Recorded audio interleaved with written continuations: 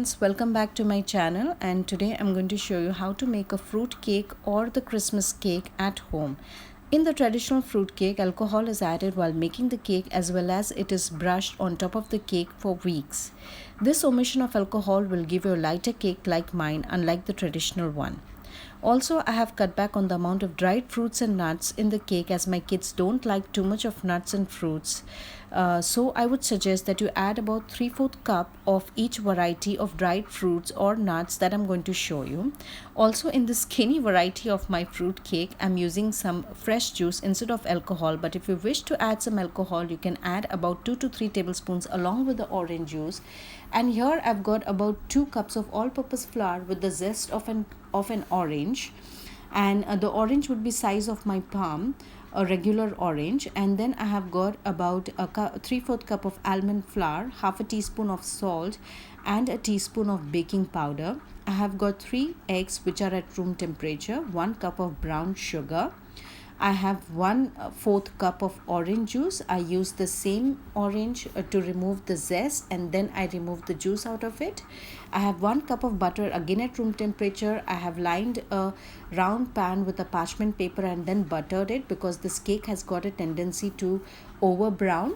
And then I have got some fruits and nuts, which I'm just using 1/4 cup of each variety. So I've got cashews, dates, glazed cherries, you can take any color, tutti frutti, and then I have got some cranberries, but you may add any variety of your choice. First, in this flour and the orange zest, I'm going to add the salt and the baking powder, and also I'm going to add the almond powder, and we are going to give it a good mix. Put all the dried fruits and nuts into one big bowl and mixed it well, and now I'm going to add a couple of dried flour into it, and again we're going to mix it well and keep it aside. Before we start making a cake, we have to preheat our oven at 200 degrees centigrade, and we are going to first start by beating in our butter. So we are going to cream it till it becomes soft, and then I'm going to add in some brown sugar, and then we are going to mix it well. Now we're going to start adding our eggs. So we're adding 1 egg at a time. Once you add the egg, beat it for a few seconds, and then next we are going to add our other egg. Here goes in our last egg, and we beat it again. After the eggs, we're going to add in our orange juice and beat it once again. Next, I'm going to add in all the dried fruits and nuts. We're going to add in our flour. So I'm just adding it into small batches because I don't want the flour to be flying all over my counter. So we're going to add the flour, and then we're going to mix it very well.